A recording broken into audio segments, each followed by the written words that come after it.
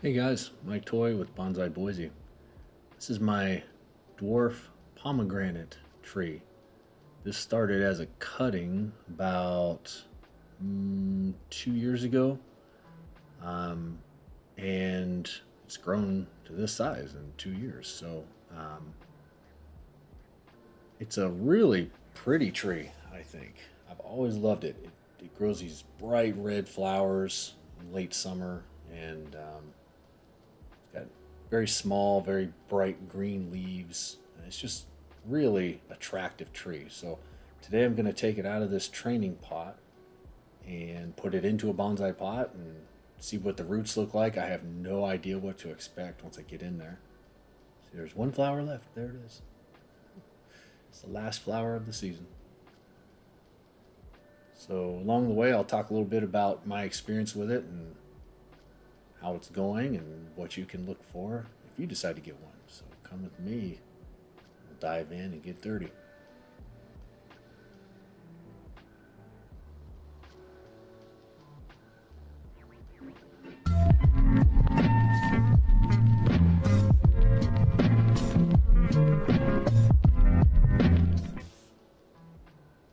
So here it is.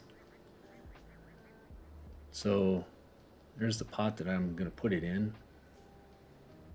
White, just a white oval shaped pot. I thought it was kind of elegant looking. Sort of fit the tree.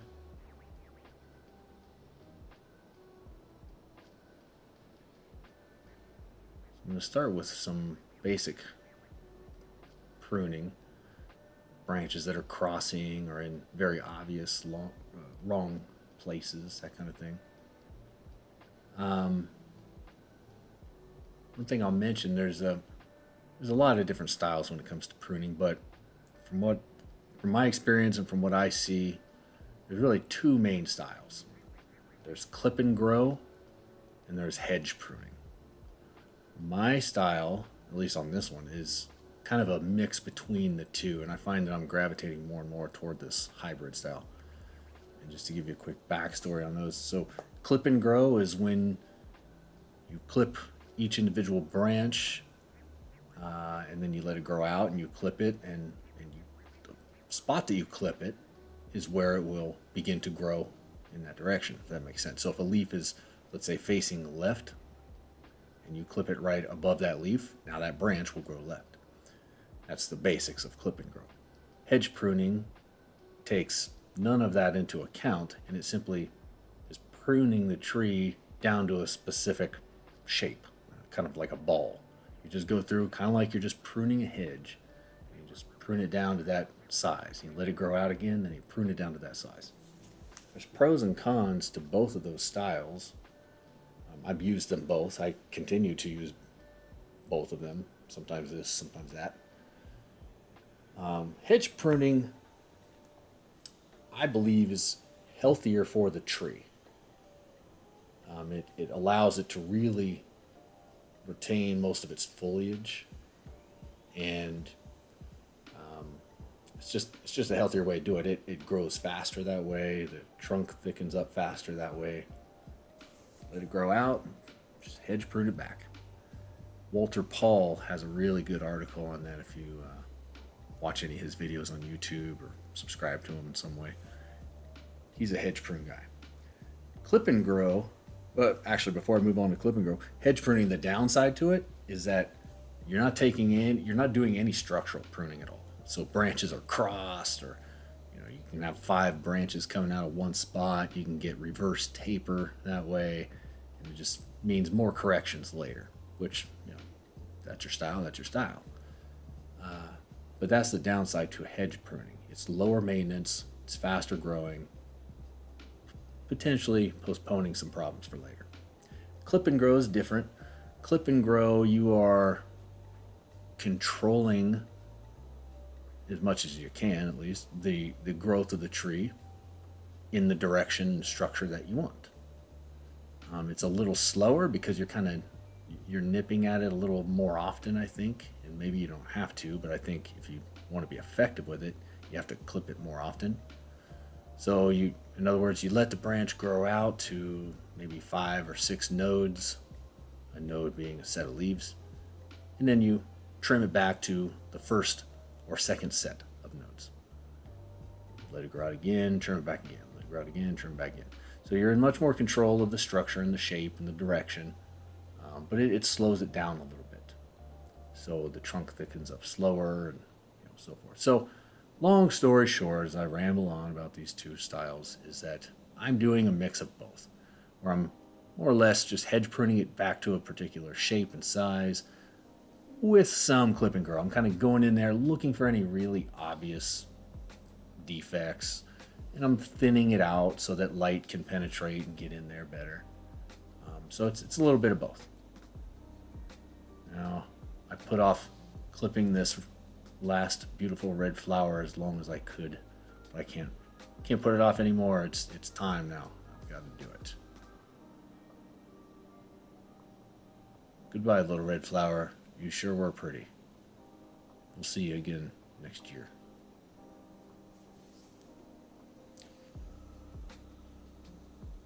Just a closer look there at the flower and what they look like. And this is the tail end of this flower's life. Just maybe 2, 3, 4 days ago, it was bright red. I mean, they get just this brilliant color of red. It's really cool looking. So here's the pot I'm going to use. Thinking something along these lines. I'll probably keep the same slant that it's got now. I kind of like it. Structurally speaking, this tree is not, ideal, but I kind of like its imperfections. It's really grown on me. I've struggled with it for the past year or so, thinking, what am I going to do with this? Direction, shape am I going for here? But now I just sort of like the way that it ended up. I'll show you my little bonsai buddy here. There she is. This is Luna, a French bulldog. She's my little bonsai buddy. She's perfectly camouflaged with the color of the couch there. And then there's her sister Stony, because if there's pets happening, she's got to be part of it. Anyways, back to the pomegranate. So I'm going to pull it out and have a look at the roots. I don't know what to expect. It's just been, I pictured this being a tangled mess of roots in here to deal with, just because it's grown unchecked in this pot for a couple of years now. Its mother tree, I'll call it, the tree that this cutting came from, ended up dying last year for reasons I'm not quite sure of. I'll tell you my theory and something to look out for if you get a pomegranate. Anyway, so I got the mother plant 5 years ago or so, and this was a cutting from that, and then it died, and so now this is going to be the new mother plant. They do propagate very easily. I use the same method I would use on anything else. Take the clippings and I put them in a bottle of water or something like that for a little while before transplanting them into soil. But I have gone straight to soil, and those work too. It's not very scientific or systematic though. I can put 5 cuttings from the same trim job into soil, and one of them lives and the other 4 die. Doesn't make much sense, but it works. So I've got some other little cuttings from this already. The roots are not as bad as I expected. In fact, I'm pleasantly surprised how they turn out. All on its own, sort of just developed this little flat radial root base. I have no idea how that happened like that, naturally. Boy Scouts honor, I didn't trim it that way or anything. It just did that on its own. My luck normally is the opposite, where it's an unmanageable mess. But this one turned out all right, so I'm going to give it some light trimming. I will say, when it comes to trimming roots, I am more of a hedge prune kind of guy. I don't spend as much time as I should on roots. I pay for it later. I'm real happy with how this is looking so far. It looks like it's going to be fairly easy to work with. So I'm going to give it a rinse, clean off all the old soil, and start to work on positioning.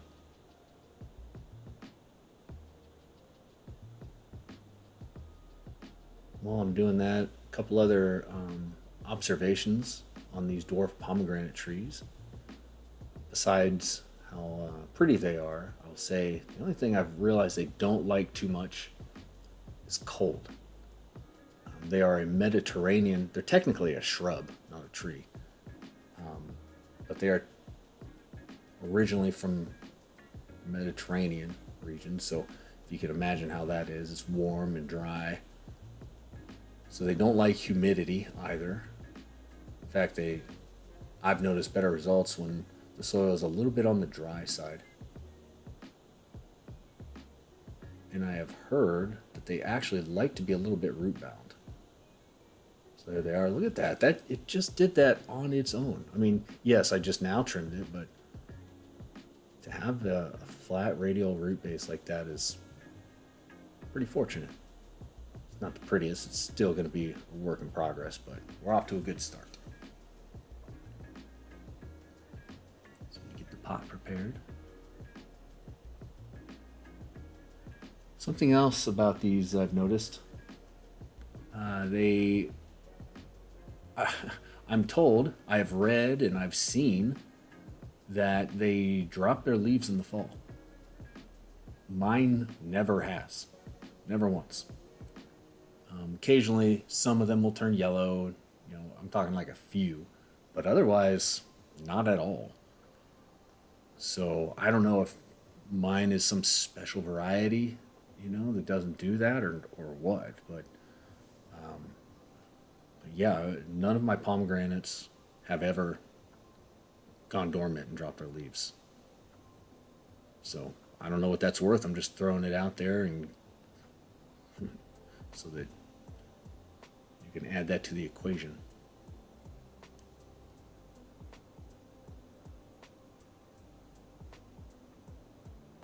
So I originally got the mother tree. It's kind of a funny story. I was at a nursery and the guy working recommended it. He said, I don't know what this is. Because I told him I was looking for potential bonsai material. He said, I don't know exactly what this is. Maybe a sarissa. And I didn't know what it was either. He said, it's on clearance for $8. And the trunk was probably 4 times the size of this one here. So I thought, okay. Got it for $8. Did a little research on it. Took me a little while, but I finally realized it was dwarf pomegranate. The rest is history.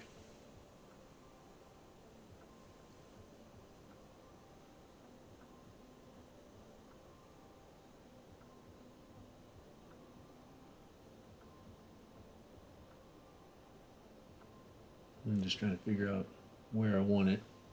And eventually I just settled with this right here, slightly off center.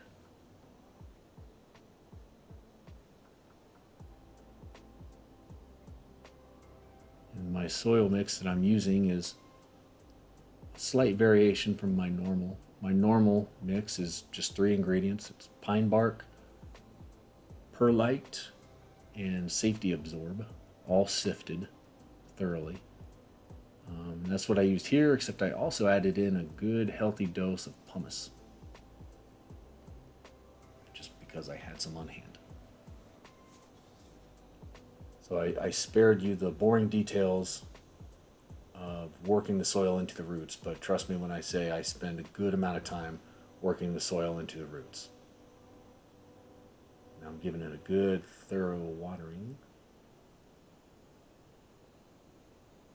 Even after I get it completely watered here and water's running out the bottom, I still take it to the sink and really, really give it a good rinse. Then I'll kind of hold the tree in place and sort of pat it down on the counter a couple times just to make sure that it pushes some of that dust out. And I'll rinse it again. It's a process.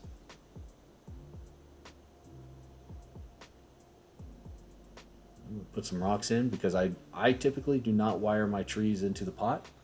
I'm not saying you shouldn't. I'm just saying that I don't. If I can avoid it, I avoid it. If you have cats, you might not want to do that because they love to attack these little things. I do not have cats. And this will be indoors, so I think it'll be safe. One last thing I'll tell you, a theory of mine on when to repot these. I believe, and this is just my own theory and my own belief, so take it with a grain of salt. I think half the reason that the mother tree died last year, I potted it in the spring and repotted it in the spring, and it died. The reason I think that is because these don't go dormant the way that like a maple would, for example. So it stays awake all winter long. Winter it doesn't get as much light. Therefore, it doesn't gain as much energy and health and vigor. So spring is actually the worst time to repot it in that case. Kind of like a ficus or a tropical tree. You don't want to repot those in the springtime either because they've weakened over the winter. You want to do them in the middle of summer or even late summer. So my theory, and the reason why I am repotting this now, is because I think this is at its healthiest point. And you want to repot them when they're at their healthiest point. So that's my theory. I promise, cross my heart, I'll tell you if I'm wrong. If this dies, I will tell you. I will post an update that says, hey, I was wrong. But that's my theory, and we'll see. But this is it. I'm really happy with how this turned out. For just being a 2-year-old cutting, I could be wrong. It might be 3 years, but I think it's 2 years. For being a relatively young cutting, it really looks cool, I think. It's off to a great start. I think the pot is a perfect fit for it. So I appreciate everybody who watches, and have a good rest of your night. Thanks for watching.